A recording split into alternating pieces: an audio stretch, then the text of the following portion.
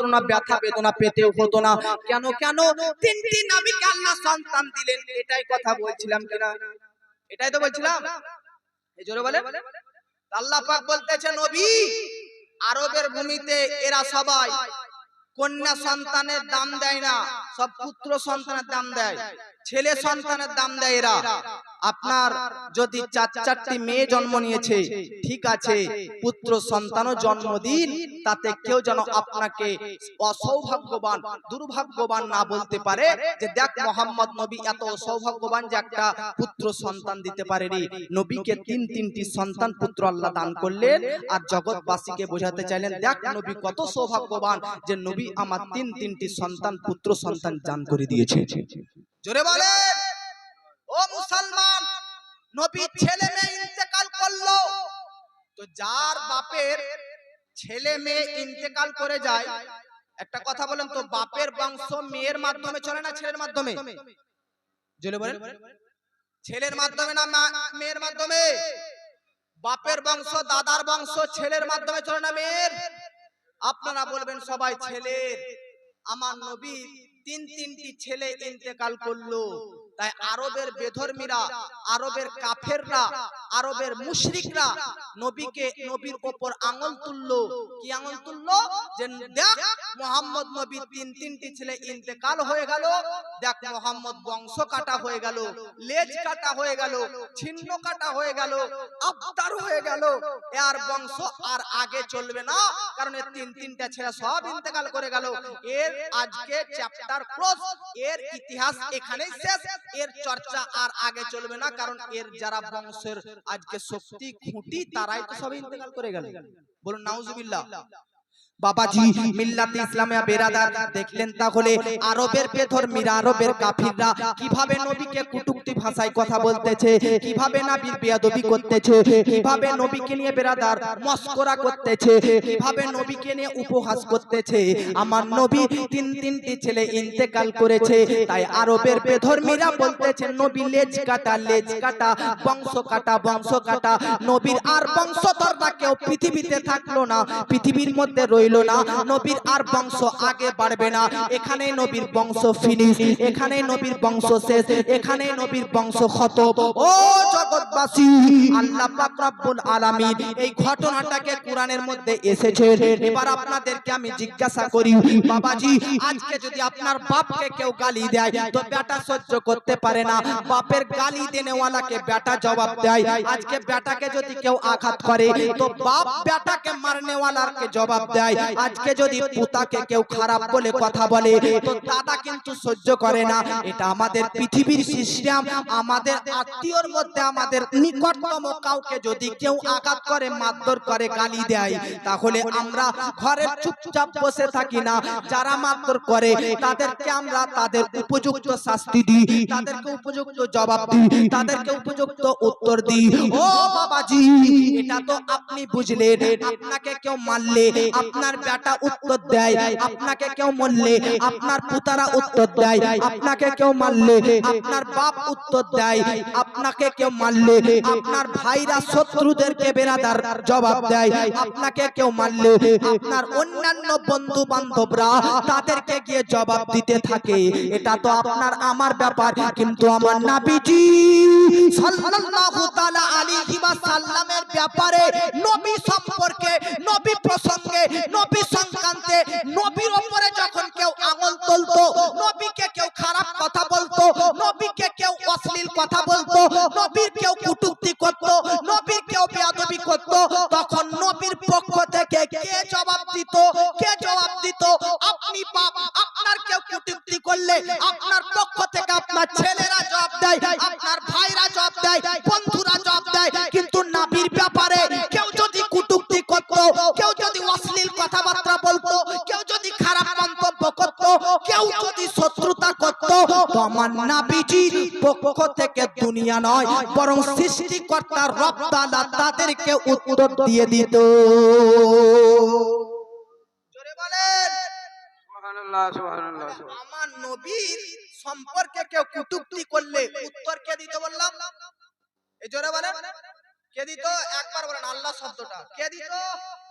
তাহলে নবীর কেউ বেয়াদবি করলে নবী সম্পর্কে কেউ অশ্লীল কথাবার্তা বললে, নবী সম্পর্কে কেউ শত্রুতা করলে, নবীর ব্যাপারে কেউ আজকে যদি মুআজ্জাজ বেয়াদবি করে, তো নবীর পক্ষ থেকে আল্লাহ উত্তর দিত, জগৎবাসী ও মুসলমান মেদিনীপুরবাসী আপনাদের আর বুঝতে অসুবিধা রইল না। কেন? কারণ যদি কোনো সময়, যদি কোনো ক্ষেত্রে 2024 হোক আর 25 হোক আর 26 হোক আর 30 হোক আর 50, যখনই কোনো সময় আপনার কান দ্বারা, কর্ম দ্বারা নবীর ব্যাপারে, নবী প্রসঙ্গে কেউ বেয়াদবি যদি করে, কেউ কুটুক্তি যদি করে, কেউ শত্রুতা যদি করে, কেউ যদি মুআজ্জাজ নবী সম্পর্কে অশ্লীল কথাবার্তা বলে, নবী সম্পর্কে যদি কেউ খারাপ মন্তব্য করে, নবীকে যদি কেউ গালি দেয়, তাহলে বেরাদার সুন্নিয়তের খাতিরে নবীর প্রতি ভালোবাসার এই প্রমাণ দিয়ে নিজের বাড়িতে চুপচাপ বসে থাকবেন না। যারা নবীর বিপক্ষে, নবীর বিপক্ষে, বিরুদ্ধে কটূক্তি করবে, শত্রুতা করবে, তাদেরকে দাঁত ভাঙা উত্তর দিয়ে আসবে। জোরে বলে, আমরা দাঁত ভাঙা উত্তর দিব কি দেব না? যারা নবীর বিরুদ্ধে কথা বলবে তাদেরকে উত্তর দেব কি দেব না? যারা নবীকে নিয়ে কটূক্তি করবে তাদেরকে কি আমরা ভাই বলবো? জোরে বলেন না হ্যাঁ না? যারা নবী প্রসঙ্গে খারাপ মন্তব্য করবে তাদেরকে কি আমরা গলায় লাগাবো না দূর করে দিব? জোরে বলেন, দূর করে দিব। বুঝা গেল নবীর ব্যাপারে, নবীর বিরুদ্ধে, নবীর বিপক্ষে কেউ যদি কটূক্তি করে, তো কটূক্তিকারীদের সঙ্গে আপনার উত্তর দেওয়া আল্লাহর সুন্নত আদায় হয়ে যাবে। জোরে বলেন, যেহেতু নবীর ব্যাপারে কেউ কটূক্তি করলে আল্লাহ উত্তর দেয়, ওই সূত্রে আপনার এই যুগেও যদি কেউ নবীর বিরোধিতা করে, তাহলে আপনি উত্তর দিবেন, আল্লাহর একটা সুন্নত জীবিত হয়ে যাবে। জোরে বলেন বাবাজি, মিল্লাতে ইসলামিয়া এবার দেখুন আল্লাহ কিভাবে কিভাবে নবীর ব্যাপারে, নবীর ব্যাপারে, নবী প্রসঙ্গে, নবীর পক্ষ নিয়ে উত্তর দিতেছেন। আমার নবীকে আরবের কাফেররা, আরবের বেধর্মীরা, আরবের মুশরিকরা, নবীর শত্রুরা নবীকে বলতেছে, দেখ দেখ মুহাম্মদের তিনটি পুত্র সন্তান ইন্তেকাল করে গেল, তিনটি ছেলে পরলোক গমন করলো, তিনটি ছেলে কবরবাসী হয়ে গেল। নবী দেখ দেখ মুহাম্মদ বংশ কাটা হয়ে গেল, লেজ কাটা হয়ে গেল, দেখ দেখ মুহাম্মদ বংশ কাটা হয়ে গেল।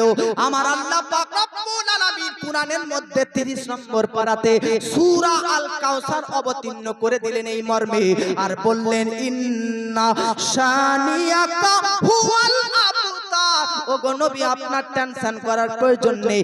যারা আপনাকে লেজ কাটা, বংশ কাটা বলে, আপনার ওই সমস্ত বললে ওয়ালারাই হাকিকাতে লেজ কাটা।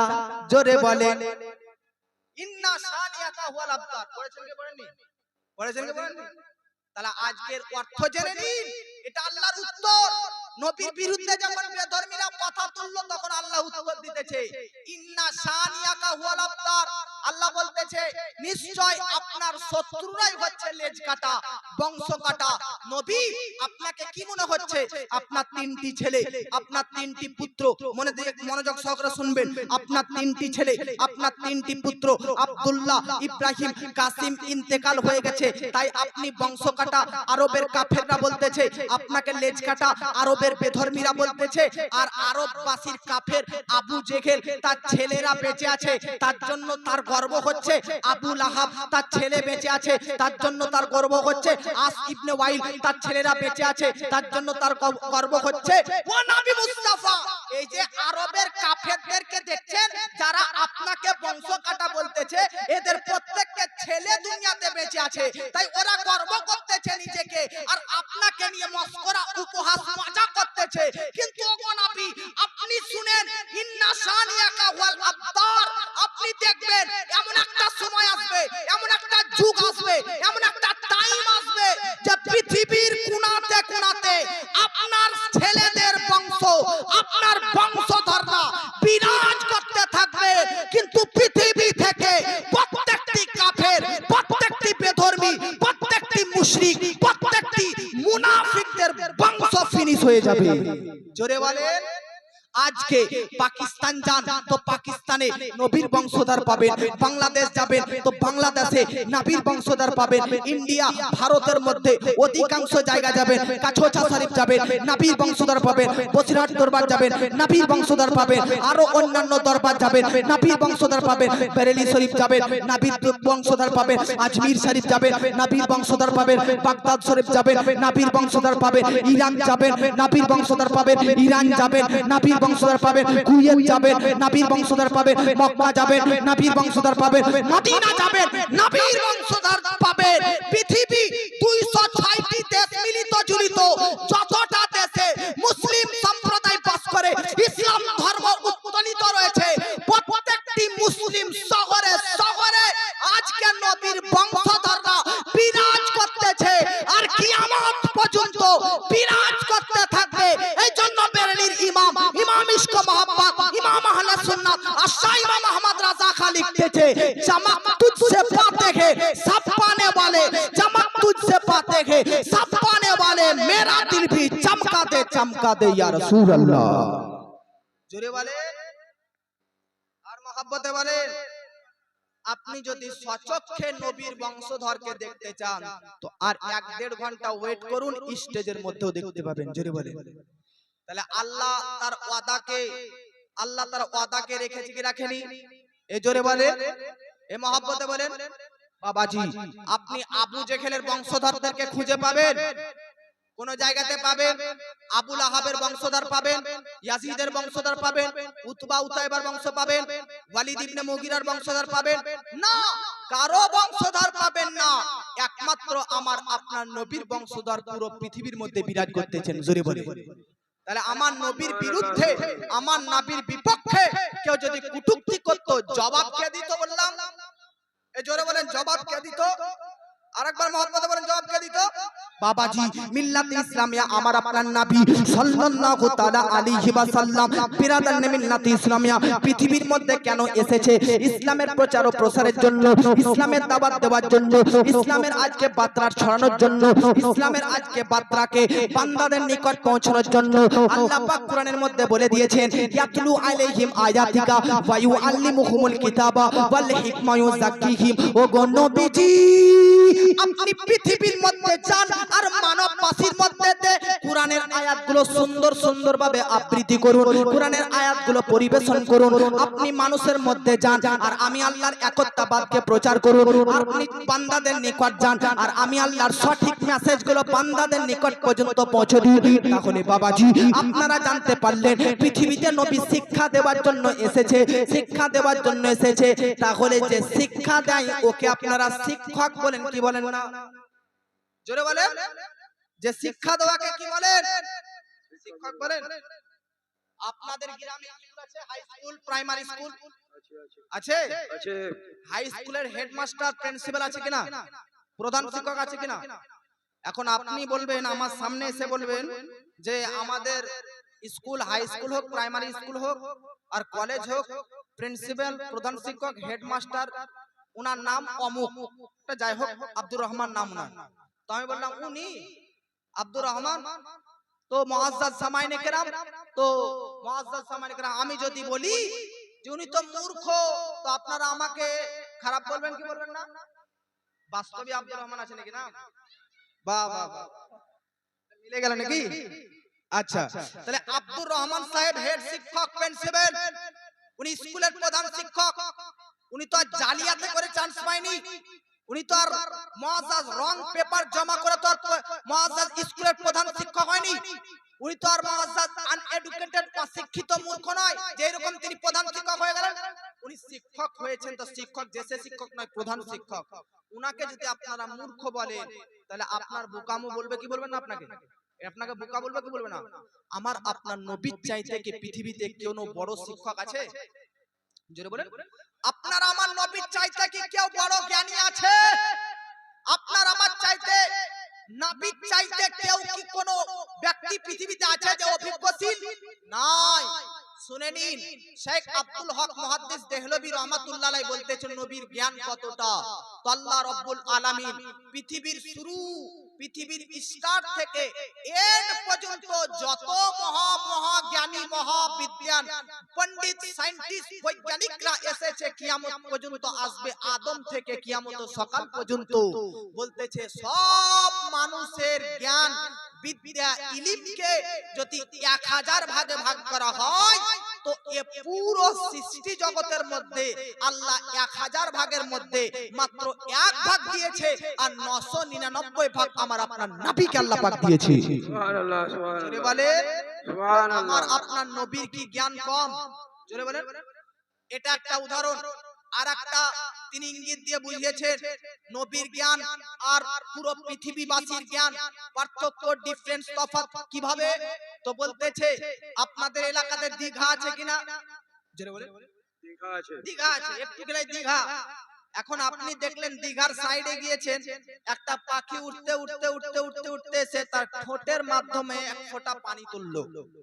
বলুন তো ওই দীঘা, এত বড় দীঘার পানির কাছে, সমুদ্রের কাছে ওই পাখির ঠোঁটে তোলা পানিটা কি কিছু যায় আসে? কোনো যায় আসে ভাই? জোরে বলেন আসে? না না, কোনো যায় আসে না। সামর্থ্য হবে? পাখির ঠোঁটে তোলা এত বড় দীঘার পানি, ওই পানির সঙ্গে এর কোনো সম্পর্ক নাই, কোনো যাই আসবে না। আমার আল্লাহ পাক রব্বুল আলামিন জগৎবাসীকে বলতেছে, জগৎবাসী ওই দীঘার ন্যায় জ্ঞান আমার নবীর পাখির ঠোঁটের ফোঁটার ন্যায় জগৎবাসীর মধ্যে জ্ঞান রয়েছে। পুরো জগৎবাসীর জ্ঞান ওই পাখির ঠোঁটের ফোঁটা পানির ন্যায়, আর ওই দীঘা সমুদ্রের পানির ন্যায় জ্ঞান হচ্ছে আমার আপনার নবী। আচ্ছা আল্লাহর কত জ্ঞান, তো উম্মত আর দেখুন কত কম্পেয়ার, উম্মত আর নবীর জ্ঞান কেমন? তো বলতেছে উম্মতের জ্ঞান ওই পাখির ঠোঁটের পানির ফোঁটার ন্যায় আর পুরো দীঘার ন্যায় হচ্ছে নবীর। আর আল্লাহর আর নবীর জ্ঞান কতটা? বলতেছে ওই পাখির ঠোঁটের ন্যায় নবীর জ্ঞান, আর পুরো দীঘার জ্ঞানের, পুরো দীঘার জলের জ্ঞান আমার আল্লাহ পাকের মধ্যে রয়েছে। আপনি নবীর জ্ঞান পুরো দীঘার ন্যায়, আপনার আমার জ্ঞান পুরো জগৎবাসীর জ্ঞান ওই পাখির ঠোঁটের ন্যায়। কিন্তু যখন আল্লাহর জ্ঞানের সঙ্গে নবীর জ্ঞানকে অ্যাডজাস্ট করবেন, তখন নবীর জ্ঞান ওই পাখির ঠোঁটের পানির ন্যায় হয়ে যাবে, আর পুরো দীঘার মতন আল্লাহর জ্ঞান হয়ে যাবে। আমরা সুন্নি মুসলমান ভাই, আমরা শিরিক করি না? আমরা শিরিক করি, আমরা আল্লাহ থেকে নবীকে বড় করি, আমরা আল্লাহ থেকে কোন সাহাবীকে বড় করি, আমরা সুন্নি, আমরা আল্লাহ থেকে কোন ওলিকে বড় করি না। যে যেখানে আছে তাকে সেই র‍্যাঙ্কে রেখে আমরা তাদেরকে সম্মান প্রদর্শন করি। জোরে বলে আমরা কাউকে অসম্মান করি না, কাউকে কোন দিক দিয়ে, কোন অ্যাঙ্গেল দিক দিয়ে বড় করি। এই জোরে বলেন করি। আরেকবার মহব্বতে বলেন করি। কেন? কারণ আমরা হচ্ছি নবী প্রেমিক, নাকি? তাহলে একবার মহব্বতে হাত উঠিয়ে বলুন তো সুবহানাল্লাহ। আমি নবীজির পাগল, আমি মদিনার পাগল, আমি নবীজির পাগল, আমি মদিনার পাগল। মদিনারি ধুলবালি মোর, মদিনারি ধুলবালি মোর নয়নের কাজল। আমি নবীজির পাগল, আমি মদিনার পাগল। আমার মনে নবী নবী দুই চোখে মদিনার ছবি, আমার মনে নবী নবী দুই চোখে মদিনার ছবি। আমার মনে নবী নবী,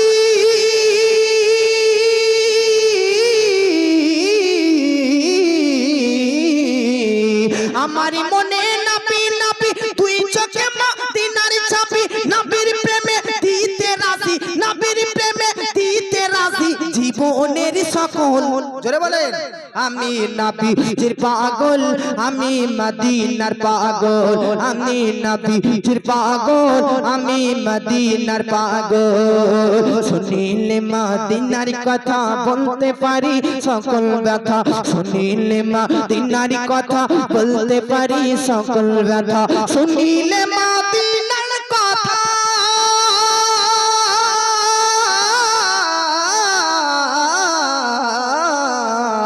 শুনিলে মদিনার কথা বলতে পারি সকল ব্যথা। বুকের ভিতর ভেসে ওঠে, বুকের ভিতর ভেসে ওঠে, বুকের ভিতর ভেসে ওঠে, বুকের ভিতর ভেসে ওঠে, বুকের ভিতর ভেসে ওঠে মন আনন্দের ঢল। আমি নবীজির পাগল, আমি মদিনার পাগল, আমি নবীজির পাগল, আমি মদিনার পাগল। জোরে বলেন। সুবহানাল্লাহ, সুবহানাল্লাহ, সুবহানাল্লাহ। আচ্ছা, তাহলে নবীর চাইতে আর কেউ কোনো জ্ঞানী আছে? এই জোরে বলেন, আপনাদেরকে একটা সময় কথা বলতে হবে। আছে? নেই। আমার নবী এত বড় জ্ঞানী শিক্ষিত হওয়ার পরেও আরবের কাফেররা নবীকে বলতেছে পাগল। কি বলতেছে? মেন্টাল, মস্তিষ্কের বিকৃতিহীন, দুর্বল মাইন্ড। নবীর বুদ্ধি শুদ্ধি নাই, নবীর জ্ঞান নেই। আচ্ছা বলেন তো, আপনাকে ইন্টারনেট খুলে দেখাতে পারি এখনো বাংলাদেশের কিছু টুপি পাঞ্জাবি পরে দিত মৌলবি নামের মুখোশ পরে স্টেজে এসে নবীকে নিরক্ষর বলে কি বলে না? বলে কি বলে না? এই জোরে বলেন, বলে কি বলে না? নবীকে আনএডুকেটেড, নবীকে অশিক্ষিত, নবীকে মূর্খ বলেছে কি বলেনি? তাহলে আপনারা বুঝেই নিন, আজ থেকে 1400 বছর আগে যেমন বেধর্মী কাফের আবু লাহাব, আবু জেহেল এরা নবীকে মেন্টাল, নিরক্ষর, আনএডুকেটেড, মূর্খ বলতো, পাগল বলতো, আজকে সেম একই রকম ভাবে এরাও আজকে মুআজ্জাজ নবীকে নিরক্ষর, মূর্খ, অশিক্ষিত বলতেছে। জাস্ট পার্থক্য এতটুকুই, ওদের মাথাতে পায়ে শরীরে টুপি পাঞ্জাবি ছিল না, আর এদের শরীরে মাথাতে টুপি পাঞ্জাবি আছে। তবে মনে রাখবেন মুআজ্জাজ জামাইনে কেরাম, এখন বর্তমান যুগেও যারা নবীকে নিরক্ষর, মূর্খ, অশিক্ষিত, আনএডুকেটেড পারসন বলবে, মনে রাখবেন এদের বংশসূত্র, এদের বংশের বাপ দাদারা হচ্ছে আবু জেহেলের কাছে জয়েন হয়ে আছে। জোরে বলেন। যারা আবু জেহেলের লোক হবে তারাই নবীকে নিরক্ষর বলবে, যারা আবু লাহাবের লোক হবে তারাই নবীকে অশিক্ষিত বলবে, যারা আরবের বেধর্মী কাফেরদের সঙ্গে যাদের যুক্ত কানেকশন, সম্পর্ক, লিংক থাকবে তারাই তো নবীকে অশিক্ষিত বলবে। কিন্তু সুন্নিদের কানেকশন কোনো কাফিরদের সঙ্গে নয়, সুন্নিদের কানেকশন আবু বকর সিদ্দিকের সঙ্গে রয়েছে, সুন্নিদের কানেকশন উমরে ফারুকের সঙ্গে রয়েছে, সুন্নিদের কানেকশন হযরতে উসমান গনির সঙ্গে রয়েছে, সুন্নিদের কানেকশন শেরে খোদা, মুশকিল কুশা, হায়দারে কাররার, হযরত আলী গুল মুর্তদা রাদিয়াল্লাহু আজমাইনদের সঙ্গে রয়েছে। আর ইনারা প্রত্যেককেই নবীকে পৃথিবীর সর্বশ্রেষ্ঠ জ্ঞানী বলে দাবি করে দিয়েছে। জোরে বলেন। আপনি নিজেই বুঝে নেন আমি সুন্নি কেন, কারণ সুন্নিদের কানেকশন কাফিরদের সঙ্গে নয়, সুন্নিদের কানেকশন সাহাবীদের সঙ্গে রয়েছে। জোরে বলেন। সাহাবীদের সঙ্গে আছে কি নাই? আছে। আপ দেখুন, এ বেধর্মীরা যখন নবীকে পাগল, মেন্টাল, অশিক্ষিত, মূর্খ, আনএডুকেটেড বলতে আরম্ভ করলো, তখন আপনাকে আমি প্রথমে বলেছি নবীর বিপক্ষে, নবীর সম্পর্কে, নবীর বিরুদ্ধে কেউ অ্যাকশন নিলে উত্তর কে দিত? এই জোরে বলেন, উত্তর কে দিত? এ জগৎবাসী, আমার আপনার নবীজি সাল্লাল্লাহু তাআলা আলাইহি ওয়াসাল্লামকে যখন আরবের কাফিররা, আরবের বেধর্মীরা, আরবের মুশরিক মুনাফিকরা, আবু জেহেল, আবু লাহাব, উতবা, উতাইবা, আজকে ওয়ালিদ ইবনে মুগীরা, এরা যখন বেরাদার নবীকে মেন্টাল বলতে লাগে, নবীকে পাগল বলতে লাগে, নবীকে মস্তিষ্কের বিকৃতিহীন বলতে লাগে, নবীকে বুদ্ধি দুর্বল বলতে লাগে, তখন আল্লাহ পাক কুরআনের মধ্যে একটা সূরার মধ্যে, সেই সূরাটির নাম সূরা আল কলাম, আল্লাহ পাক বলতেছেন নুন ওয়াল কলাম, আল্লাহ বলতেছেন আমি কলমের শপথ করে বলতেছি। জোরে বলেন। আমরা দেখবেন চুরি যদি কেউ না করে তাহলে বলে কি বলে না, আল্লাহর কসম করে বলতেছি আমি চুরি করিয়ে নি, বলে কি বলে না? কোন মানুষ কোন জিনিসকে সত্যতা প্রমাণ করার জন্য কসম করে, শপথ করে। বেরাদার, যেমন আপনি কোন জিনিসকে সত্য প্রমাণ করার জন্য, কোন বিষয়কে শক্তিশালী করার জন্য, কোন সাবজেক্টকে আপনি মজবুত করার জন্য, সাবজেক্ট বিষয়টি যেন হার্ড হয়ে যায়, শক্তিশালী হয়, তার জন্য তার পক্ষে আল্লাহর শপথ করে থাকে। আমার আল্লাহ পাকও যেমন বান্দারা শপথ খাচ্ছে আল্লাহর, যেমন আল্লাহ শপথ খাচ্ছে কলমের। মনে রাখবেন বেরাদার, কোন কলম? ওই কলম, যে কলম কি আপনার মা বোনরা, যে কলম আপনার ছেলেমেয়েরা স্কুলে পড়ালেখা করে আর লেখালেখি করে খাতাতে, বইয়ে বুকসে, না না না, ওই কলমের আল্লাহ শপথ করেননি। তাহলে কোন কলমের আল্লাহ শপথ করতেছেন? কুরআন বলতেছেন নুন ওয়াল কলাম ওয়া মা ইয়াসতুরুন, ওই কলমের শপথ করে বলতেছি যে কলম দ্বারা পৃথিবীর শুরু থেকে শেষ পর্যন্ত প্রত্যেকটি মানুষের ভাগ্যকে সৃষ্টি জগৎ তৈরি করার 50,000 বছর আগে আল্লাহ লাউহে মাহফুজে যেই কলম দ্বারা লিখেছিলেন, ওই কলমের শপথ করে বলতেছি। এ মুসলমান মুআজ্জাজ সামাইনে কেরাম মনে রাখবেন, পৃথিবী তৈরি হয়নি, দুনিয়া তৈরি হয়নি, আপনার ভাগ্য, আপনার তাকদীর আল্লাহ পাক 50,000 বছর আগে বিরাদার আপনার ভাগ্যকে লাউহে কলমের মধ্যে আল্লাহ পাক লিখে রেখে দিয়েছেন।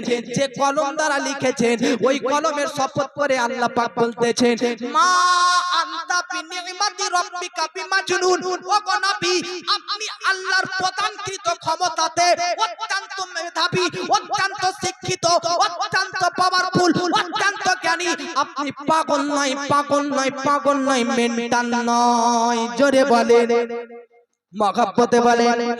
নবীর রওজা শরীফ দেখে মন ভরে না, দিদার দাও গো শাহে মদিনা, দিদার দাও গো শাহে মদিনা। নবীর রওজা শরীফ দেখে মন ভরে না, দিদার দাও গো শাহ। জোরে বলেন, দিদার দাও, দিদার দাও গো শাহে মদিনা। নবীর রওজা শরীফ দেখে মন ভরে না, দিদার দাও গো শাহে মদিনা, দিদার দাও গো শাহে মদিনা। আরশের মেহমান করেছেন আল্লাহ, কত শান কত মান মোর কামলিওয়ালা। আরশের মেহমান মোর, আরশের মেহমান করেছেন আল্লাহ, কত শান কত মান মোর কামলিওয়ালা। ও গো মদিনাওয়ালা, ও গো মদিনাওয়ালা, দয়া করো না। জোরে বলেন, ও গো মদিনাওয়ালা, দয়া করো না, দিদার দাও গো শাহে মদিনা, দিদার দাও গো শাহে মদিনা। নবীর রওজা শরীফ দেখে মন ভরে না, দিদার দাও গো শাহ, দিদার দাও গো শাহ। বাবাজি, তাহলে দেখলেন বেরাদার, নবীর বিপক্ষে, নবীর বিরুদ্ধে, নবীর সম্পর্কে কেউ কটূক্তি করলে উত্তর কে দিত? এক বাক্যে বলেন, উত্তর কে দিত? জোরে বলেন, কে দিত? আল্লাহ দিত। এবার জানেন বেরাদার, আমার নবীর ব্যাপারে আরেকটা কাফেররা মুআজ্জাজ ভুলভাল কথা ছড়াচ্ছে। কি? নবীর শিক্ষককে, নবীর শিক্ষক কি জিবরিল আলাইহিস সালাম, নবীর শিক্ষককে। এবার যদি বেরাদার আমি আপনাদের সম্মুখে বক্তব্য রাখতেছি, এই যে হযরত বক্তব্য রেখেছেন আমার পূর্বে, হযরত বক্তব্য রেখেছেন আমার পূর্বে, আমার আগে, আমার পরে অনেকজন বক্তা এসেছেন, আসবেন, অনেকজন বেরাদার বক্তব্য রাখতেছেন। আপনাদের স্কুল কলেজ প্রাইভেটে অনেক শিক্ষক রয়েছে, অনেক জ্ঞানী গুণী শিক্ষিত এডুকেটেড ব্যক্তিরা রয়েছে। এদের প্রত্যেককে যদি জিজ্ঞাসা করি, বলেন তো ভাই আপনি কোথায় লেখাপড়া করেছেন, আপনার শিক্ষককে, তো সবাই তার শিক্ষক আর তার বিদ্যালয়ের নাম বলবে কি বলবে না? জোরে বলে বলবে বলবে বলবে। প্রত্যেকটি আজকে জ্ঞানীর একজন জ্ঞানদাতা আছে, প্রত্যেকটি ছাত্রর শিক্ষক আছে, প্রত্যেকটি স্টুডেন্টের আজকে টিচার আছে। বাহরে মুস্তাফা আমার নবী পৃথিবীর কোন বিদ্যালয়ে, কোন স্কুলে, কোন প্রাইভেটে, কোন টিউশনে, কোন কলেজে, কোন শিক্ষকের কাছে পড়েননি। জোরে বলে, সুবহানাল্লাহ। কোন স্কুলে, কলেজে, প্রাইভেটে পড়েন? এই জোরে বলেন, পড়েছেন? পড়েননি। এই জন্য আরবের কাফেররা বলতেছে, নবী পড়ালেখা যদি কোনো স্কুলে না করলো, কোনো কলেজে, কোনো টিউশনে, কোনো প্রাইভেটে কারো কাছে না করলো, নবীর শিক্ষককে, নবীর শিক্ষক কি শয়তান? তখন আল্লাহ পাক বলতেছেন, না বান্দা, আর রহমান শয়তান নয়, নবীর শিক্ষক আর রহমান আল্লাহ। জোরে বলে, নবীর কি শিক্ষক শয়তান? তখন আল্লাহ বলতেছে কি, আর কি বললে আল্লাহ? আর রহমান আল্লামাল কুরআন, আমি আল্লাহ রহমান, আমি পবিত্র কোরআনের সমস্ত জ্ঞান বিদ্যা ও বিধি বিধান আমার নবীকে শিখিয়েছি। জোরে বলে, তাহলে আমার নবীর শিক্ষক কে? আল্লাহ তাআলা। নবীর বিরুদ্ধে যখন কটূক্তিকারীরা কটূক্তি করলো, উত্তর কে দিল? জোরে বলেন। এই জন্য আমার নবী কোন জিনিস নিজে থেকে তৈরি করে নিজে থেকে বানিয়ে বলেননি, এটার ব্যাপারেও দলিল দেন। আল্লাহ পাক 27 নম্বর পারা সূরা আন-নাজমের মধ্যে বলতেছে, ওয়ামা ইয়ানতিকু আনিল হাওয়া ইন হুয়া ইল্লা ওয়াহয়ু ইউহা। ও জগৎবাসী, নবী যেটা তোমাদেরকে বলে এটা আল্লাহর পক্ষ থেকে নবীর প্রতি ওহী হয়, ওই ওহীর দ্বারাতে ওহীর মাধ্যমে তোমাদের মধ্যে প্রত্যাবর্তন করেন। জোরে বলেন। তাহলে নবী মুস্তাফা আমাদেরকে যা কিছু বলেন নিজের তরফ থেকে বানিয়ে বলেন আল্লাহর পক্ষ থেকে? আল্লাহর এই জোরে বলেন, আল্লাহর পক্ষ থেকে না বানিয়ে বলে? আল্লাহর পক্ষ থেকে বলে। এই আকীদা রাখবেন সুন্নি জামাতের মধ্যে, কখনো বাতিলদের ছোঁয়া নিজের মধ্যে টাচ করতে দিবেন না, আর নিজের ছেলেদেরকেও বাতিলদের সঙ্গে কোনো কানেকশন রাখতে দিবেন না, যেন আপনার ছেলেদেরকে কোনো বাতিল পন্থীরা না কানেকশন রাখে। নাহলে আপনার ছেলেরা, আপনি পড়ছেন নাভির নিচে হাত, না আপনি নামাজ পড়ছেন নাভির নিচে হাত, কিন্তু আপনার বেটা পড়ছে নাভির উপরে হাত। আছে কি না? আপনার বেটা পড়ছে নাভির উপরে আর আপনি পড়ছেন নাভির নিচে। আপনি বলেন নবী নূরওয়ালা, আপনার বেটা বলছেন নবী মাটিওয়ালা। আপনি বলেন নবী অদৃশ্যের সংবাদদাতা, ইলমে গায়েবের সংবাদদাতা, নবীর চাইতে নবী সর্বশ্রেষ্ঠ জ্ঞানী, আর আপনার ছেলে বলতেছে নবী নিরক্ষর। আপনি জানেন যে নবী হচ্ছে অসংখ্য ক্ষমতার মালিক, আর আপনার ছেলে বলতেছে নবীর কোনো পাওয়ার ক্ষমতা নেই। আপনার আকীদা, আপনার ধারণা নবী কবরের মধ্যে সশরীরে জীবিত, আপনার আকীদা এটা, আর আপনার ছেলে বলতেছে নবী মৃত। তাহলে মুআজ্জাজ সামাইনে কেরাম, বাপ আর বেটার মধ্যে এরকম তফাৎ হয়ে যাচ্ছে, পার্থক্য হয়ে যাচ্ছে। কিভাবে মনে রাখবেন বেরাদার, আপনার যদি নবী মুর্দা এই আকীদাই সঠিক হতো, নবী মাটিওয়ালা এই আকীদাই সঠিক হতো, নবী ক্ষমতাহীন এটাই যদি সঠিক হতো, নবী ইলমে গায়েবের সংবাদদাতা জানেন না এটাই যদি সঠিক হতো, তাহলে বাপ আগে তোর আগে জানতো কি জানতো না? যেটা বলেন, আমাদের পূর্বপুরুষরা মাজারকে মেনে এসেছেন, আমাদের পূর্বপুরুষরা আল্লাহর ওলিদেরকে মান্য করে এসেছেন, আমাদের পূর্বপুরুষরা নবীর প্রতি এমন ইশক মহব্বত ভালোবাসা রেখে এসেছেন। কিন্তু আজকে এই ডিজিটাল যুগে ইন্টারনেট উঠে মোবাইলে বিভিন্ন আলেম ওলেমাদের বক্তব্য শুনে মানুষরা ঈমান হারিয়ে দিচ্ছে। কথা ঠিক কিনা? জোরে বলেন, কথা ঠিক কিনা? এই জন্য মনে রাখবেন, আপনি আমি আমরা সবাই হচ্ছে সুন্নি, অর্থাৎ আহলুস সুন্নাত ওয়াল জামাত।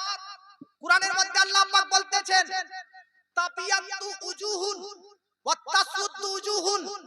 আল্লাহ বলতেছে কুরআনের মধ্যে, তাবিয়াতু উজুহুন ওয়া তাসওয়াতু উজুহুন।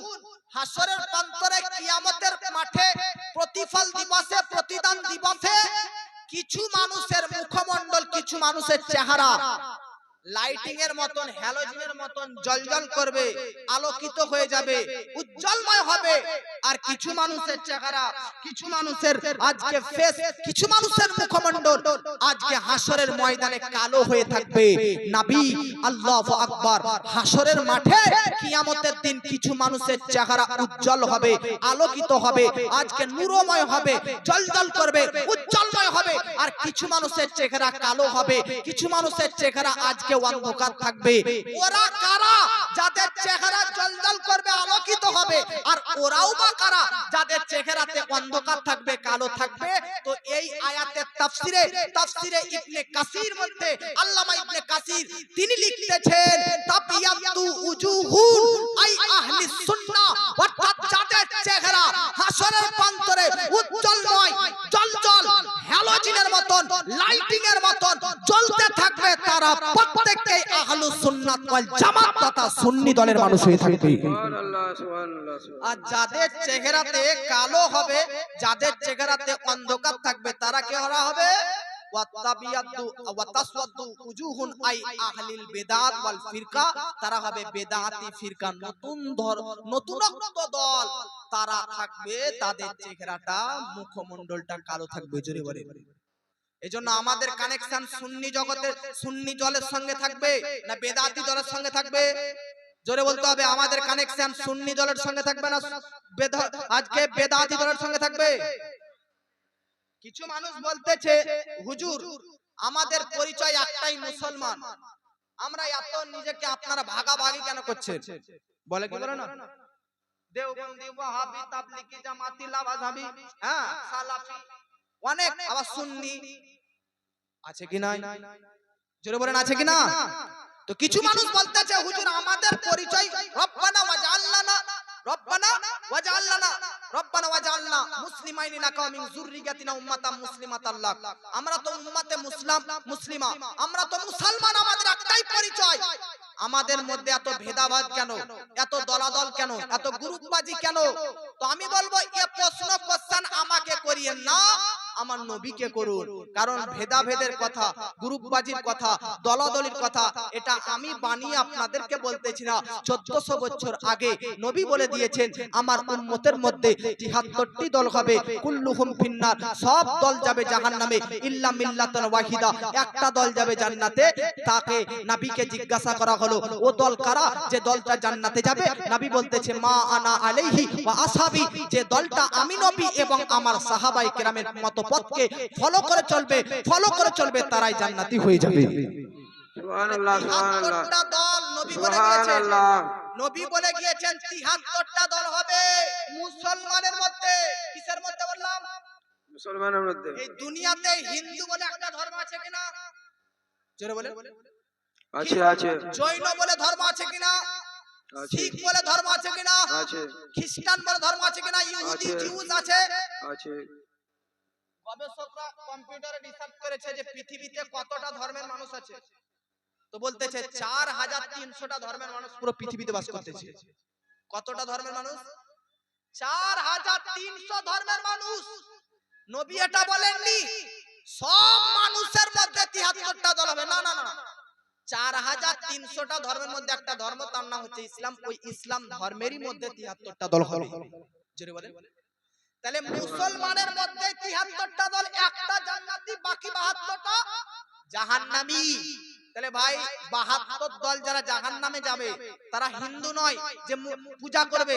72 দল যারা জাহান্নামে যাবে তারা খ্রিস্টান নয় যে ঈসা নবীকে ফলো করবে। 72 দল যারা জান্নাতে যাবে তারা বেরাদার ঈসাই নয় যে হযরত ঈসা আলাইহিস সালামকে মান্য করবে। 72 দল যারা জাহান্নামে যাবে তারা কোন শিখ অথর্ব জর্জ নয় যে তারা মুআজ্জাজ সামাইনে কেরাম অন্যান্য দেব দেবী সূর্য পূজা করবে, মূর্তি পূজা করবে, চন্দ্র পূজা করবে, তারা পূজা করবে, না না। এরা প্রত্যেককেই 72 দল সবাই মুসলমান, প্রত্যেককেই নামাজ পড়বে, প্রত্যেককেই রোজা রাখবে, প্রত্যেককেই হজ করবে, প্রত্যেককে যাকাত দিবে, প্রত্যেককে সিয়াম সাধনা করবে, প্রত্যেকের মাথায় টুপি থাকবে, প্রত্যেকের শরীরে পাঞ্জাবি থাকবে, প্রত্যেককে আজকে রুকু সাজদা করবে, প্রত্যেককে আজকে বুখারী পড়বে, মুসলিম পড়বে, তিরমিজি পড়বে, নাসাই পড়বে, ইবনে মাজাহ পড়বে, আবু দাউদ পড়বে। নবী বলতেছে মাথায় টুপি, শরীরে পাঞ্জাবি, তাদের শরীরে পায়জামা। আজকে তারা বুখারী, মুসলিম, তিরমিজি, আবু দাউদ, নাসাই, এমনকি কুরআনও পাঠ করবে, নামাজও পড়বে, হজও করবে, যাকাতও দিবে, সিয়ামও করবে, তবুও এরা সবাই জাহান্নামে চলে যাবে। সব কিছু করার পরেও জাহান্নামী গো। বলবেন কেন? তার কারণ কি? তার কারণ শুনে নিন জগৎবাসী। নামাজ পড়ার নাম পূর্ণ ঈমান নয়, হজ করার নাম পূর্ণ ঈমান নয়, যাকাত দেওয়ার নাম পূর্ণ ঈমান নয়, সিয়াম সাধনা রোজা রাখার নাম পূর্ণ ঈমান নয়, টুপি পাঞ্জাবি দাড়ি রাখার নাম পূর্ণ ঈমান নয়। 5 লাখ হাদিসের হাফিজ ইমাম বুখারী রাহমাতুল্লাহ আলাইহি, তিনাকে জিজ্ঞাসা করা হয় ঈমান কার নাম? উনি বলতেছে আল হুব্বু রাসূলু মিনাল ইলাহ, আল হুব্বু রাসূলু মিনাল ঈমান। নবীর ভালোবাসারই নাম হচ্ছে ঈমানের পরিপূর্ণতা। জোরে বলে। শুধু ইমাম বুখারী নয়, 1400 বছর আগে আমার আপনার নবী বলে দিয়েছেন, বুখারী সহ আর অন্যান্য বহু কিতাবে হাদিসটা লিপিবদ্ধ রয়েছে। নবী বলতেছে লা ইকমিনু আহাদুকুম হাত্তা আকুনা আহাব্বা ইলাইহি মি ওয়ালিদিহি ওয়া ওয়ালাদিহি ওয়ান নাসি আজমাইন। আমি নবী তোমাদের কাছে তোমাদের পিতা মাতা, স্বজন, আত্মীয় স্বজন, ফ্যামিলি, পরিবার, প্রতিবেশী, এলাকা, গ্রামবাসী সব কিছু থেকে যতক্ষণ না পর্যন্ত আমি নবী তোমাদের কাছে আপন না হব ততক্ষণ পর্যন্ত তোমরা কেউ পূর্ণ ঈমানদার মুসলমান হতে পারবে না। জোরে বলেন। তাহলে পূর্ণ ঈমানদার একটা হচ্ছে মুসলমান আর একটা হচ্ছে মুমিন। কি বললাম? দুটো নাম শুনেছেন কিনা? একটা মুমিন আর একটার নাম কি? মুসলমান। একটা মুমিন আর একটা মুসলমান। মুমিন আর মুসলমান এক জিনিস নয়, আপনারা ভুলভ্রান্তির মধ্যে থাকবেন না। মুমিন আর মুসলমান এক জিনিস। মুমিন আলাদা, মুসলমান আলাদা। আপনি বহু কিতাব সার্চ করুন, তার মধ্যে একটা কিতাব মুআত্তায়ে ইমাম মালিক রাহমাতুল্লাহ আলাইহি, এই কিতাবটা সার্চ করুন, বা আরো অন্যান্য অনেক কিতাবে লিপিবদ্ধ রয়েছে। এই হাদিসটাকে হাদিসে জিবরিল বলা হয়। হযরতে জিবরিল আলাইহিস সালাম মানবের আকৃতিতে, মানুষের বেশে আমার নবীর কাছে শিক্ষা নিতে এসেছেন। কিনতে এসেছেন, জোরে বলেন। শিক্ষা নিতে। জিবরিল আমিন ফারিস্তাদের লিডার, ফারিস্তাদের মধ্যে হেড অফ দা ডিপার্টমেন্ট, উনি নবীর কাছে মানুষের আকৃতিতে আসছেন। বহু বড় হাদিস রয়েছে, আমি অত লম্বা চড়া যাচ্ছি না, যেটা বোঝানো সেটা বলতেছি। নবীকে বলতেছে, নবী গো, ইসলাম কি আর ঈমান কি, মুমিন কাকে বলে আর মুসলমান কাকে বলে, এটার সঙ্গে ডেফিনেশন আমাদেরকে বলে দিই। নবী বলতেছে, শুনো, মুসলমান কার নাম? বলতেছে, মুসলমান কার নাম তুকিমুস সালাহ ওয়া তুতিজ যাকাত ওয়া তাহাজ্জুল বাইতা ওয়া তাসুমা রমাদান। রোজা রাখার নাম, হজ করার নাম, আর পর নামাজ পড়ার নাম, তারপরে সিয়াম সাধনা করার নাম মুসলমান। আর ঈমানদার কার নাম, মুমিন কার নাম, তুকমিনু বিল্লাহি ওয়া রাসূলিহি ওয়া বিল ইয়াউমিল আখিরি ওয়াল কদরি খায়রিহি, আল্লাহ আল্লাহ রাসূলের প্রতি বিশ্বাস দৃঢ় রাখার নাম হচ্ছে মুমিনের পরিচয়। মুসলমান কাকে বলে? নামাজ পড়বে, রোজা রাখবে, হজ করবে, যাকাত দিবে, সব কিছু করবে, একে বলে মুসলমান। আর মুমিন কাকে বলে? আল্লাহ আল্লাহর রাসূলকে অন্তরের অন্তরস্থল থেকে সব থেকে আপন মনে করবে, তার নাম মুমিন। তাহলে সবাই মুমিন কিন্তু মুসলমান হবে, কিন্তু মুসলমান মুমিন হবে, জোরে বলেন। সব মুমিন কিন্তু মুসলমান হবে, কিন্তু সব মুসলমান মুমিন হবে, জোরে বলেন। ইয়াজিদ হিন্দু ছিল না মুসলমান ছিল? এই জোরে বলেন।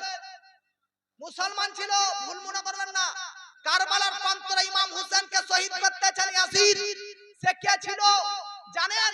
ইয়াজিদ ছিল দামেস্কের মসজিদের, জুম্মা মসজিদের ইমাম। জোরে বলবেন না একবার, আল্লাহু আকবার। দামেস্কের জুম্মা মসজিদের ইমাম ইয়াজিদ, যে ইমাম হোসেনকে শহীদ করতেছে। ইয়াজিদের মাথায় টুপি, ইয়াজিদের গায়ে পাঞ্জাবি, পায়ে পায়জামা। ইয়াজিদ নামাজ পড়তেন না? অবশ্যই। তার আজকে তার কপালে দাগ ছিল, রোজা রাখতো, হজ করত, কাবা তওয়াফ করত, যাকাত দিত। তাহলে বোঝা যাচ্ছে ইয়াজিদ মুসলমান কি মুসলমান নয়? জোরে বলেন। তাহলে আমি আপনাদেরকে বলতে চাই, ইয়াজিদ মুসলমান কিন্তু মুমিন নয়। জোরে বলেন। ইয়াজিদ মুসলমান, কারণ মুসলমান নামাজ, রোজা, হজ, যাকাত এগুলো করলে মুসলমান। আর মুমিন কার নাম? আল্লাহ আল্লাহ রাসূলকে সবচাইতে নিজের প্রত্যেকটা সবকিছু থেকে বেশি ভালোবাসার, প্রেম রাখার নাম, ইশক করার নাম হচ্ছে মুমিন। ইয়াজিদ মুসলমান, মুমিন। জোরে বলেন, ইয়াজিদ মুসলমান, মুমিন। ইমাম হোসেন মুসলমান, মুমিন, দুটোই রয়েছে। জোরে বলেন। আর মহব্বতে বলেন, আর মহব্বতে বলেন। এখন বর্তমান যুগে যে সমস্ত নামধারী দেওবন্দি মুসলমান নামাজ রোজা করে, কিন্তু মুমিন, জোরে বলতে হবে আপনাদেরকে, মুমিন। আমি বলবো মুমিন, তখন আপনারা নয় বলবেন। আহলে হাদিস, তথাকথিত আহলে হাদিস মুসলমান কিন্তু মুমিন। ওয়াহাবি মুসলমান কিন্তু মুমিন। সালাফি মুসলমান কিন্তু মুমিন। খারজি মুসলমান কিন্তু মুমিন। শিয়া মুসলমান কিন্তু মুমিন। রাফজি মুসলমান কিন্তু মুমিন। পৃথিবীর মধ্যে যত ৭২টা দল হবে, সবাই মুসলমানের মধ্যে আসবে, সবাই মুসলমান তো হবে, কিন্তু মুমিন কেউ হবে না। এইজন্য তারা জাহান্নামে যাবে। ইল্লা মিল্লাতান ওয়াহিদা, একটা দল মুমিনও হবে, মুসলমানও হবে, তারাই জান্নাতি হয়ে যাবে। জোরে বলেন। তাহলে মুসলমান আর মুমিনের মধ্যে ডিফারেন্স বুঝতে পারলেন? এই জোরে বলেন। আপনারা হ্যাঁ না বলেন না গো, বুঝতে পারলেন কি পারেন না?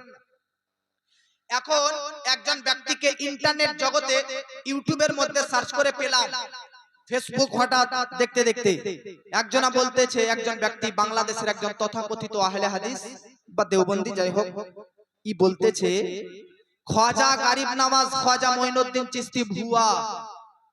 শুনেছেন গো? খ্বাজা মঈনুদ্দিন চিশতি ভুয়া, আপনারা শুনেননি কেউ? ইন্টারনেটে এখন খুবই ভাইরাল হচ্ছে এই ভিডিওটি। খ্বাজা মঈনুদ্দিন চিশতি ভুয়া। ও বক্তাটা তার আশপাশে যত শ্রোতা বসে আছে মসজিদের মধ্যে, যারা ইতিকাফে রয়েছে বা ইতিকাফে যারা মুসল্লি রয়েছে, সবকে বসে নিয়ে এরকম একটা চেয়ারে বলতেছে, বলো তো খ্বাজা মঈনুদ্দিন চিশতি ভুয়া, খ্বাজা মঈনুদ্দিন চিশতি ভুয়া, খ্বাজা গরিব নওয়াজ ভুয়া। আচ্ছা বলেন তো, খ্বাজা গরিব নওয়াজ কি ভুয়া হতে পারে? জোরে বলেন, ভুয়া হতে পারে? ভুয়া হতে পারে। কেন ভুয়া হতে পারে না? মনে রাখবেন মুআজ্জাজ সামাইনে কিরাম, খাজা গরিব নওয়াজ তিনি মায়ের পেটেও আল্লাহ তাসবিহ পাঠ করতেন। জোরে বলেন খাজা গরিব নওয়াজ কে? যিনি 9 বছর বয়সে পূর্ণ কোরআন মাজিদের হাফিজ হয়ে গিয়েছে। সুবহানাল্লাহ। খাজা গরিব নওয়াজ কে? জিনার বাপ হচ্ছেন হুসাইনি বা যিনি হচ্ছেন একজন হাসান এবং হুসাইন, ইমাম হুসেন ও হাসান দোনো দিক দিয়ে তিনি মুআজ্জাজ সামাইন کرام আওলাদে রাসূল ইমাম হুসেন ও হাসানের সন্তান। জোরে বলেন একজন ইমাম হাসান এবং হুসেন তার সন্তান, আলীর সন্তান, নবীর সন্তান খাজা গরিব নওয়াজকে কেউ যদি ভুয়া বলে তো তার ঈমান থাকবে? তাহলে বুঝতে পারলাম সে মুসলমান কিন্তু মুমিন। জোরে বলেন মুসলমান কিন্তু মুমিন। আজকের পর থেকে যারা ইসলামের প্রতি অ্যাটাক করবে, চাহে খাজা গরিব নওয়াজ হোক, চাহে মাজারের প্রতি হোক, চাহে অন্যান্য বিষয়ের প্রতি হোক, আপনারা মনে রাখবেন মেরাদার, এরা মুসলমান তো ঠিক কিন্তু মুমিন একজনও না। আর মুসলমানের মধ্যেই মুসলমানরাই 72টা দল হবে, মুমিন একটাই হবে আর একটাই জান্নাতের মধ্যে চলে যাবে। জোরে বলে খাজা গরিব নওয়াজ ভুয়া হতে পারে? বাবাজি মিল্লাত ইসলামিয়া বেরাদারনে মিল্লাত ইসলামিয়া, আমি আপনাদের সম্মুখে বক্তব্য রাখতেছিলাম, কথায় কথা বেড়ে যায়। আয়াতে কারিমা তেলাওয়াত করেছিলাম নবীর বিরুদ্ধে, নবীর প্রসঙ্গে, নবীর ব্যাপারে কেউ যদি কটূক্তি করত, নবীর পক্ষে কে জবাব দিত? জোরে বলেন আল্লাহ। আমার নবীর কটা ছেলে মেয়ে ইন্তেকাল করেছিল নবীর জীবদ্দশায় বলেছিলাম? 6টা। বাহ, কটা ছেলে মেয়ে ইন্তেকাল করেছিল নবীর জীবদ্দশায়? 6টা। কোনটা বাদ দিয়ে সব নবী নিজের হাতে দাফন করেছিলেন? হযরতে ফাতিমা নবীর এই কন্যাটিকে বাদ দিয়ে নবী সব ছেলে মেয়েকে দাফন করেছিলেন। বাবাজি নবী এত কষ্ট করতেছেন, এত ব্যথা যন্ত্রণা পেতেছেন, আল্লাহ পাক বলতেছে নবী আপনার আঘাত সহ্য করার প্রয়োজন নেই, আপনার ব্যথা হওয়ার প্রয়োজন নেই, দুঃখ করিয়েন না। ইন্না লিল্লাহি ওয়া ইন্না ইলাইহি রাজিউন। আল্লাহর মাল আমি আল্লাহ পাকের সম্পদ, আমি আল্লাহ দিয়েছিলাম, আমি আল্লাহ আবার নিয়েছি। জোরে বলেন আমরা পড়ি কি পড়ি না? মানুষ মারা গেলে ইন্না লিল্লাহি ওয়া ইন্না ইলাইহি রাজিউন পড়ি কি পড়ি না গো? পড়ি কেন? আল্লাহর জিনিস আল্লাহ দিয়েছিল, আবার আল্লাহ নিয়ে নিয়েছে। আমার নবীকে আল্লাহ পাক বলতেছে হাবিব আপনার কাছ থেকে কি নিয়েছি এটা দেখেন না, কি দিয়েছি ওটা দেখেন। কি কি দিয়েছি? ইন্না আতাইনাকাল কাউসার, সমগ্র গুণাবলী আমি আপনাকে আল্লাহ পাক দান করে দিয়েছি। বাবাজি মিল্লাত ইসলামী আল্লাহ পাক বলতেছে নবীজি কি দান করেছে আপনাকে ওটা দেখুন, কি আপনার কাছ থেকে নিচ্ছি ওটা দেখেন না। আমি আপনাকে কোরআন দান করেছি। পৃথিবীর মধ্যে বেরাদার মিল্লাত ইসলামিয়া আল্লাহর পক্ষ থেকে আসমান থেকে টোটাল 104টি কিতাব অবতীর্ণ হয়েছে, 104টি কিতাব নাজিল হয়েছে, 104টি কিতাব পৃথিবীর মধ্যে এসেছে। তার মধ্যে সবচাইতে বড় বড় কিতাব 4টি, একটির নাম তাওরীত, একটির নাম জাবুর, একটির নাম ইনজিল আর আরেকটির নাম হচ্ছে কোরআন। মনে রাখবেন বেরাদার আসমানি কিতাব পৃথিবীর কিতাব থেকে সবচাইতে দামি, পৃথিবীর প্রত্যেকটা গ্রন্থ বুকস থেকে হচ্ছে সবচাইতে বেস্ট, সবচাইতে দামি। 104টি কিতাব দুনিয়ার সব কিতাব গ্রন্থ থেকে দামি, কিন্তু মনে রাখবেন বেরাদার আবার ওই 104টি কিতাবের মধ্যে সবচাইতে দামি হচ্ছে কুরআন মাজিদ। দুনিয়াতে আছে যত মধু আর চিনি, সব থেকে বেশি মিঠা কুরআনের বাণী। দুনিয়াতে আছে যত মধু আর চিনি, সব থেকে বেশি মিঠা কুরআনের বাণী।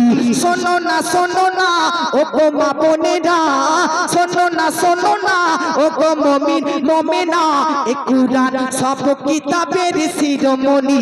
দুনিয়াতে আছে যত মধু আর চিনি, সব থেকে বেশি মিঠা কুরআনের বাণী।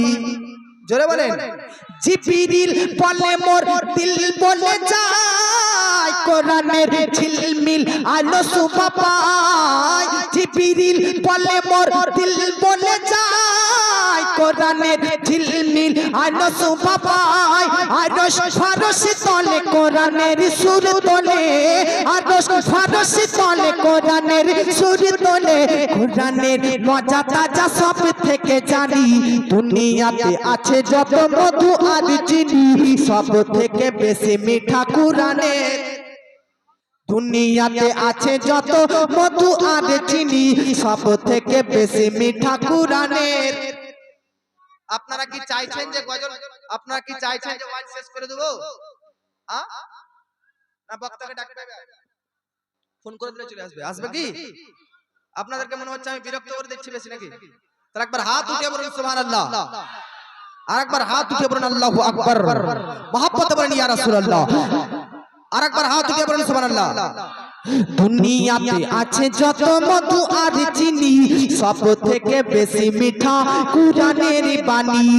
বাবাজি, আপনারা এই রমাদান মাসের মধ্যে রয়েছেন, রমাদান মাস আমাদের মধ্যে রয়েছে। জানেন আজকের রাতটা কি রাত? 26 দিবাগত রাত। 26 আজকের রাত হচ্ছে 26 দিবাগত রাত। হতে পারে শবে কদরের রাত, হতে পারে শবে কদরের রাত।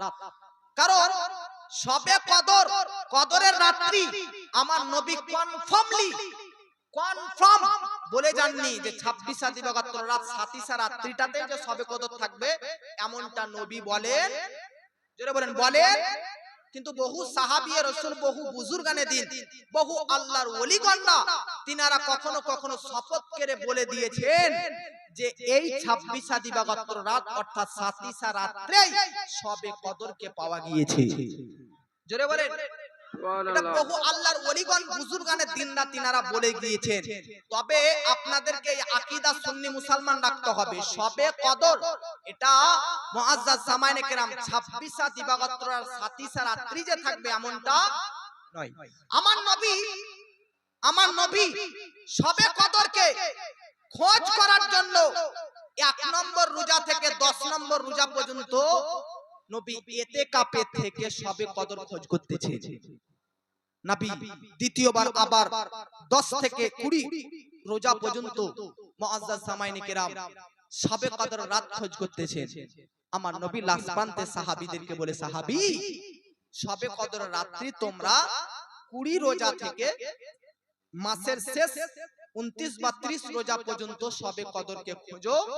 এই 20 থেকে 29 বা 30 রোজার মধ্যে বিজোড় 5টি রাত্রি, 21 নালে 23 নালে 25 নালে 27 না হলে 29, এই 5টি বিজোড় রাত্রির মধ্যে কোন না কোন রাত্রিতে শবে কদরকে ইনশাআল্লাহ পাওয়া যাবে।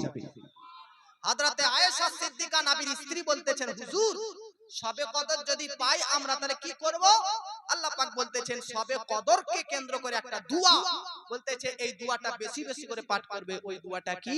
নবী বলতেছে, আল্লাহুম্মা ইন্নাকা আফুউন তুহিব্বুল আফওয়া ফাআফু আন্নি। সূরা বলেন। তাহলে মশলা জানতে পারলেন কি পারলেন না? যে শবে কদর কনফার্মলি 27 রাত্রি আছে এমন কনফার্মলি নেই। এটা জানতে আছে কারা বল জানা না?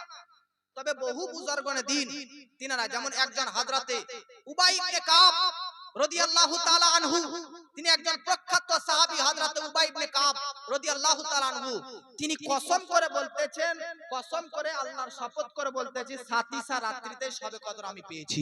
ছেড়ে বলে সুবহানাল্লাহ। এমনটা নয় তিনি পেয়েছে বলে যে আমরাও পাবো, এমনটা নয়। এজন্য বুজুর্গানে দিনরা যেহেতু 27 রাত্রিটাকে বেশি গুরুত্ব দিয়েছে, আমাদের ইমাম আযম আবু হানিফা রাহমাতুল্লাহ আলাইহি তিনিও বলে গিয়েছেন যে 27 রাত্রিতে শবে কদর থাকতে পারে, বেশিরভাগ সম্ভাবনা। জোরে বলেন 27 রাত্রি, আজকের এই রাত্রিটাতে শবে কদর থাকতে পারে, এটা বেশিরভাগ সম্ভাবনা। কেন আপনি কি করে বুঝলেন 27 রাত্রিতে শবে কদর থাকবে? তো বলতেছে আল্লাহর নবী বলে গেছেন যে 20 থেকে 30টি রোজার মধ্যে বিজোড় রাত্রিগুলিতে 1 নালে 2 নাকি নালে 3 নালে 5 নালে 7 নালে 9, এই বিজোড় দিনগুলির মধ্যে তো শবে কদর খোঁজ করতে বলেছে ভাই। 1 2 আর 1 কে যোগ করলে তো 21 হয়, 2 মানে হচ্ছে 3 মানে হচ্ছে 2 আর 3 কে 23 হয়। এই কথা ঠিক কি না? 20 এর পর থেকে 1 2 3 4 এরকম করে যোগ করবেন তবে তো 21 22 23 24 হবে। এই জোরে বলেন। আমার নবী কি বলতেছে? 20 রোজার পর থেকে 30 রমাদানের 30 রোজা পর্যন্ত এই বিজোড় রাত্রিগুলোর মধ্যে 1 নম্বর রাত্রি, না হলে 3 নম্বর, না হলে 5 নম্বর, না হলে 7 নম্বর, না হলে 9 নম্বর, এই রাত্রিগুলোতে তোমরা শবে কদর খোঁজ করো। আমার নবী এটা বলে দিয়েছেন। তাহলে নিশ্চয় 1 নাইলে 3 নাইলে 5 না হলে 7 নাইলে 9, এই 5টা সংখ্যার মধ্যে যে কোনো একটা রাত্রিতে শবে কদর থাকবে কি থাকবে না? জোরে বলেন হ্যাঁ না না।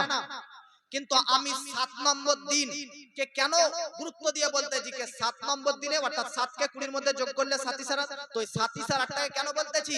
কারণ আল্লাহর কাছে 1 থেকে 9টি সংখ্যার মধ্যে 7 নম্বর সংখ্যাটা বেশি পছন্দনীয়।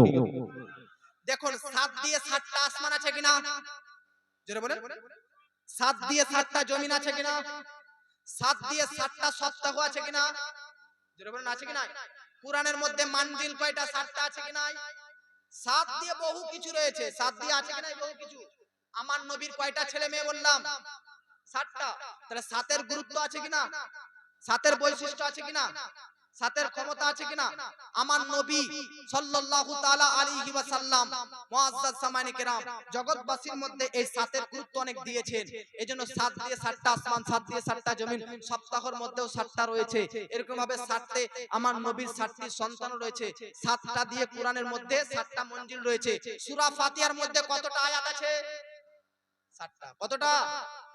কোরআনের মধ্যে সূরা ফাতিহার মধ্যে কতটা আয়াত আছে গো? তাহলে 7 এর গুরুত্ব আছে কিনা?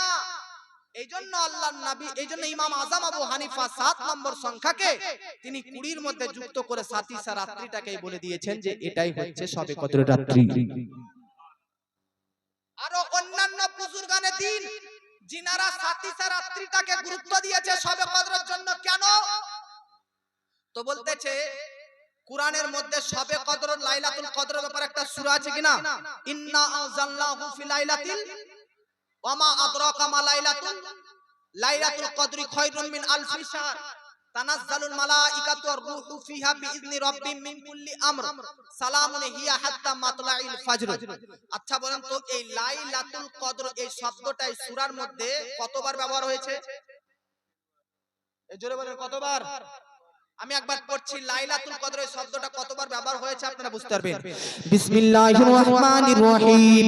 ইন্না আনজালনাহু ফি লাইলাতিল কদর ওয়া মা আদরাকা মা লাইলাতুল কদর লাইলাতুল কদরি খায়রুম মিন আলফি শাহর তানাজ্জালুল মালাইকাতু ওয়ার রূহু ফিহা বিইذনি রাব্বিহিম মিন কুল্লি আমর সালামুন হিয়া হাত্তা মাতলাইল ফাজর। বলেন তো লাইলাতুল কদর শব্দটি কতবার ব্যবহার হয়েছে? 3 বার। তাহলে লাইলাতুল কদর এই শব্দটি 3 বার। এবার আসুন লাইলাতুল কদর এই শব্দটার মধ্যে কতটা আরবি অক্ষর আছে? লাম ইয়া জাবাল লাই, লাম জাবাল লা, লাইলা তাপেসু, লাইলা তু, কটা অক্ষর হলো? 4টা না? যেটা বলেন কটা হলো? কটা হলো? কটা গো? তাহলে লাম ইয়া লাম তা 4টা, আলিফ লাম তা, আলিফ লাম পেশ তো তুল হবে না কদর হবে? তা আলিফ লাম, তাহলে আর দুটো অক্ষর যুক্ত করে কটা হলো? 6টা। লাম ইয়া লাম তা আলিফ লাম কটা হলো? 6টা। তাহলে 6টা আর কফ দাল রা মিলে কদর, লাইলাতুল কদর মিলে হলো 9টা অক্ষর। তাহলে 3 বার লাইলাতুল কদর এই শব্দটা উচ্চারণ হয়েছে আর শব্দটার মধ্যে 9টা অক্ষর। 3 9 কত হয়? এইজন্য সাতিসা রাত্রি শবে কদরের জন্য বেস্ট। জোরে বলে সুবহানাল্লাহ সুবহানাল্লাহ। আচ্ছা সূরা কদর এই সূরাটার মধ্যে কতটা টোটাল শব্দ আছে জানেন? টোটাল কতটা শব্দ আছে? ইন্না আনজালনা লাইলা এরকম করে কতটা কোরআনের মধ্যে এই সূরাটার মধ্যে শব্দ আছে? মনে রাখবেন 30টি শব্দ। কয়টা শব্দ? 30টি শব্দ। 27 নম্বরে যে শব্দটা পড়ে ওই শব্দটা হচ্ছে হিয়া। হিয়া আরবিতে হিয়া মানে হচ্ছে ওই। ওই ওই বলতে কাদেরকে? ওই বলতে কি বোঝানো হয়েছে? ওই বলতে হিয়া বলতে ওই বলতে লাইলাতুল কদর এই রাত্রিটাকে বোঝানো হয়েছে। জোরে বলেন। তাহলে এই হিয়া 27 নম্বর শব্দ আর 27 নম্বরের শব্দটা ওই বলে লাইলাতুল কদরটাকে ডাকতেছে। এর মানে বোঝা যাচ্ছে সাতিসা রাত্রিটাতে শবে কদর পাওয়া যাচ্ছে। জোরে বলেন। তবে আপনারা শুধু মাইন্ডে এটা রাখুন যে আমরা কনফার্মলি বলতে পারবো না যে শবে কদরটা যে 27 রাত্রে আছে এমনটা নয়। তবে আমরা বহু দিক দিয়ে প্রমাণ পাই, গুরুত্ব পাই, এজন্য সাতিসা রাতটাকে গুরুত্ব দিই। তবে আপনারা মুআজ্জাজ সামাইনে কেরাম জানেন কেন আল্লাহর নবী সাতিসা রাত্রিটা বা 21 রাত্রি বা 23 বা 25 বা 29 যে কোনো 5টি বিজয় রাত্রির মধ্যে যে কোনো একটা রাত্রিতে শবে কদরকে কেন নির্ধারণ করলেন না? তো জগৎবাসী ও কনফার্ম করলেন না। নবী দেখলেন আমার উম্মতদেরকে যদি আমি শবে কদরের জন্য একটা রাত ফাইনাল কনফার্ম করে দেই, তাহলে আমার উম্মতরা খুবই চালাক, শুধু ওই রাতটাতেই ইবাদত করবে। কিন্তু আমি কনফার্ম করলাম না, ফাইনাল জানালাম না, তোমরা 5টা রাত্রিতেই ইবাদত করো, তাতে বেশি করে ইবাদত করতে পারবে আর বেশি করে আল্লাহর সান্নিধ্য উপলব্ধি করে নিতে পারবে। রোজা রাখার নাম কি? রোজা মাস আল্লাহ কেন দিয়েছে? আল্লাহ পাক কোরআনের মধ্যে বলতেছে, কুতিবা আলাইকুমুস সিয়াম কামা কুতিবা আলাল লাযিনা মিন ক্বাবলিকুম লাআল্লাকুম তাত্তাকুন। হাবিব গো, নবী গো, পূর্ববর্তী নবীরাও রোজা রেখেছে, আপনি আপনার উম্মতরাও রোজা রাখুন। কেন? লাআল্লাকুম তাত্তাকুন, তাতে যেন এরা পরেজগার হতে পারে। পরেজগার তো বলেন তো, পরেজগার হওয়ার জন্য 5টা রাত যদি ইবাদত করি তো বেশি বেটার কিনা? যদি বলেন বেশি বেটার হবে কিনা? একটা রাত্রি যদি নবী কনফার্ম করে দিত শবে কদরের জন্য, তাহলে শুধু ওই রাত্রি ইবাদত করতাম, তাহলে আমাদের ইবাদত কম হয়ে যেত। কিন্তু যদি 5টা রাত্রি ইবাদত করি, তাহলে মুআজ্জাজ সামানে کرام পরেজগার হওয়ার জন্য বেটার কিনা? মুত্তাকিন হওয়ার জন্য বেটার কিনা?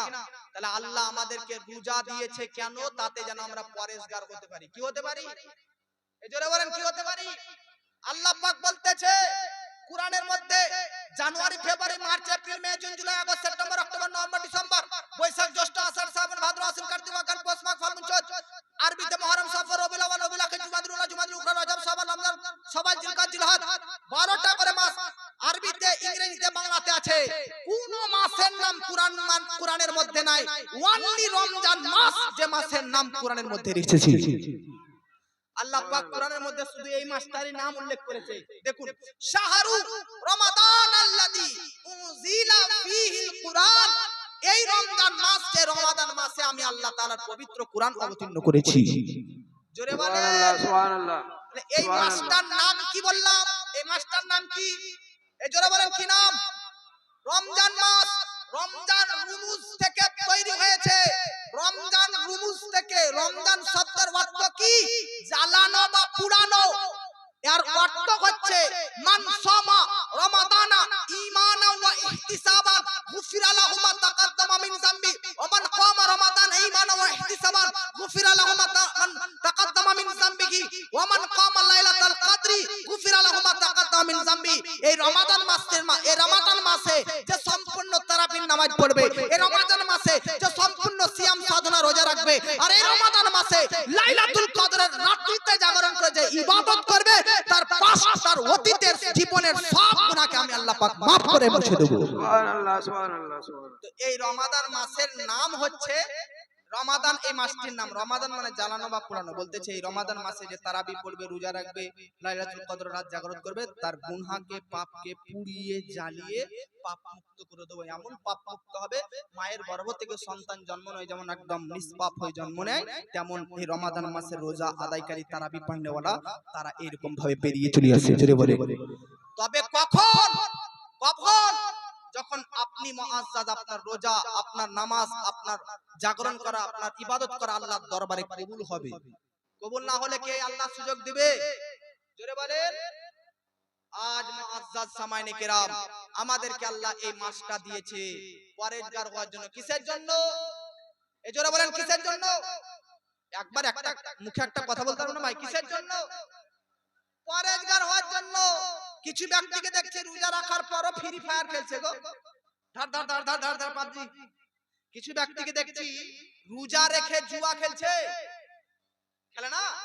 রোজা রেখে কিছু ব্যক্তিকে দেখছি টিকিট কাটছে। টিকিট বাজারে গিয়ে টিকিট আপনাদের দিকে কাটে?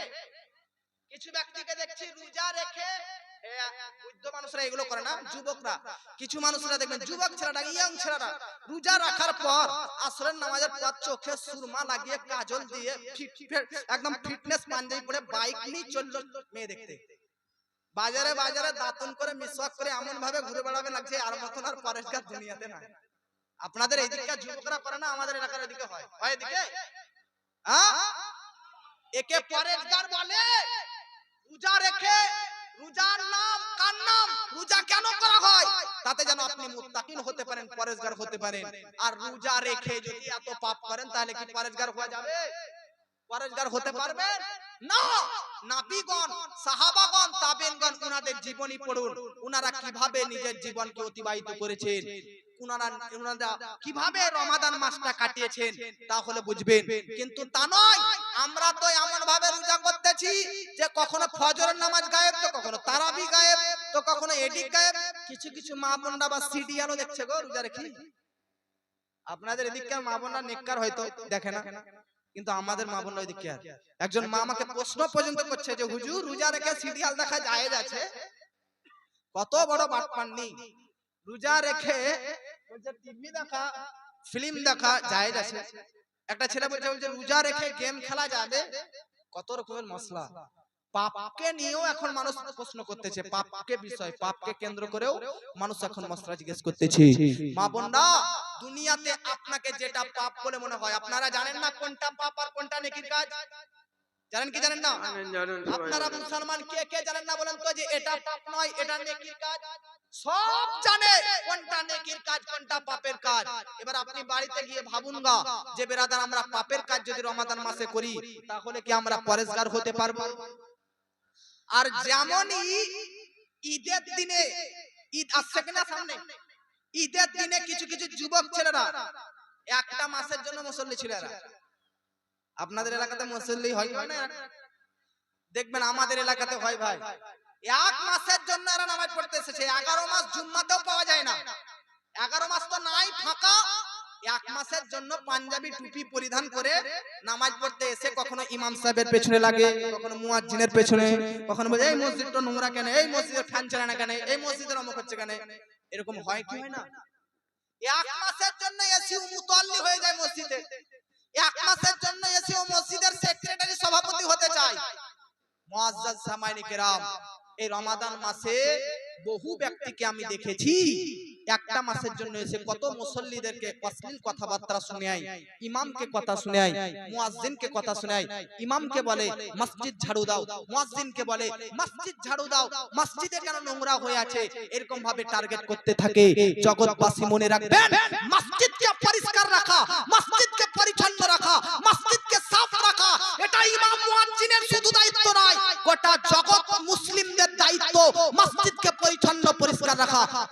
নিজের বাড়িকে কত ডিজাইনের আজকে বস্তু কিনে এনে পরিষ্কার করার জন্য আপনি ব্যস্ত হয়ে যান। নিজের বাড়িতে যদি বাচ্চা ছেলে প্রসাব করে দেয়, বারবার মাকে, বারবার নিজের বউকে দাব দিয়ে কথা চিৎকার করে বলেন আজকে পায়খানাটা মুছে দাও, আজকে পানিটা পেশাবটা মুছে দাও, নোংরাটা ঝেঁটিয়ে দাও, ফেলে দাও, পরিষ্কার পরিচ্ছন্ন রাখুন। মুসলমান নিজের বাড়িকে পরিষ্কার রাখার জন্য আপনার মাথায় টেনশন চেপে যায়, আর মসজিদের গামছাগুলো সব মুছে মুছে এত নোংরা হয়ে যাচ্ছে। মসজিদের সামনে, পাশে, ভিতরে কত নোংরা আছে, কারো চোখ পড়ে? পড়ে গো? আপনাদের এলাকায় কারো চোখ পড়ে না? নিজের বাড়ির কোণাতে যদি একটা পাতা পড়ে থাকে ওটার দিকে চোখ যাবে, কিন্তু হায় আফসোস আপনার এলাকার মসজিদ নোংরা হয়ে থাকছে তো আপনার চোখ যায় না। নিজের ঘরকে গুরুত্ব দিলেন, আল্লাহর ঘরকে গুরুত্ব দিলেন আপনি না। আল্লাহর ঘরকে গুরুত্ব প্রাধান্য দিন। হযরতে আলী রাদিয়াল্লাহু তাআলা আনহুকে জিজ্ঞাসা করা হয়েছিল, আলী তুমি জান্নাতে যেতে চাও না মসজিদে যেতে চাও? তো আলী বলতেছে, আল্লাহ যদি আমার সামনে জান্নাত আর মসজিদকে রেখে দেয় তো আমি মসজিদকে ছেড়ে, এই জান্নাতকে ছেড়ে দিয়ে আমি মসজিদকে যাওয়াটা পছন্দ করে নেব। এজন্য মসজিদে যাওয়াটা পছন্দ করুন আর মসজিদে ঝাড়ু লাগার চেষ্টা করুন। দুনিয়াতে একটা মেয়েকে বিবাহ করতে গেলে দেনমোহর লাগে কি লাগে না?